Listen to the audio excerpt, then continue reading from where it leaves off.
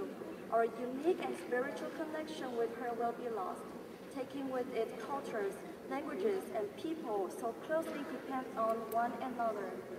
False accusations have been imposed upon indigenous peoples in terms of deforestation, desertification, and the extinction of animals and fish, which shall not be blamed for keeping our traditional way of living. It is the forces of so-called Western development that causes the relocation and displacement of indigenous peoples, along with the dispossession of our territories. The money-oriented expansions and development by the dominant society is not by any means benefiting indigenous peoples or the environment. It is a serious concern that the destruction of our lands, loss of our languages, and violation of rights is leading to ethnocide of some indigenous peoples. In addition to man-made disasters, in the past months, natural disasters have been tearing Mother Earth apart, destroying our homes and taking away precious lives. Many indigenous peoples were forced to relocate. When the reconstruction projects for the aftermath of the disasters are developed, the free, prior, and informed consent must be implied. Indigenous communities must be consulted. However, consultation must be substantive, culturally understandable, on equal footing, and mean more than just a meeting between two entities.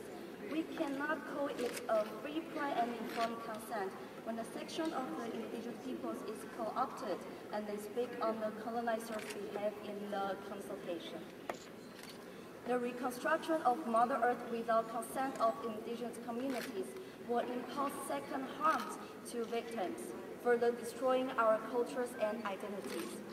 Second, the meaning of self-determination shall be further clarified. To give substance and effect to Article 3, it is necessary that state governments provide a forum for indigenous decision-making in the law-making process as provided for in Article 4. A critical fact we shall emphasize is that only until indigenous peoples achieve the ability to exercise our own course of our future, there is no way our people can ensure that development with culture and identity can ever be realized. And for too long, indigenous peoples have been subject to laws contrary to our customs and traditions. This has been the fight of our elders and will continue to be ours. In conclusion, the Indigenous Youth Caucus respectively offers the following recommendations. First, the adoption of the UNPFII is only the first step. We urge the Forum to push for greater implementation without reservation. We call upon our governments to uphold their commitment to UNPFII through the actual implementation of these rights, as well as their practice. Second, we call upon UNDP and other UN agencies to implement the principle of free, prior, and informed consent and self-determination in all of their projects, including any climate mitigation or adaptation projects, and to strengthen their role in influencing governments to not only create but to implement laws and policies that take into account the needs of indigenous peoples. Third, we urge governments to end the practice of undertaking development projects on lands and territories of indigenous peoples, including plantations, hydropower dams, mines, and etc., that are approved or implemented without the free, prior, and informed consent of the indigenous peoples. Forced evictions must be stopped, and governments must respect the principle of self-determination. UN agencies and governments must take urgent steps to end ethnocide of indigenous peoples.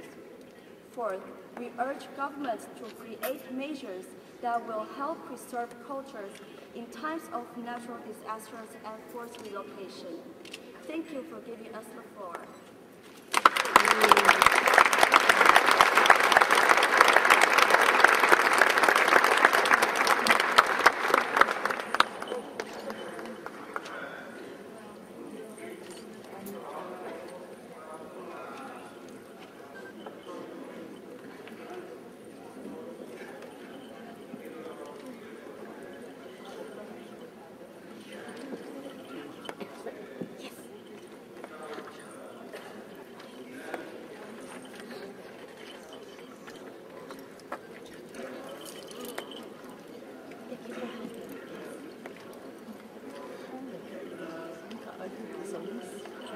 That was beautiful.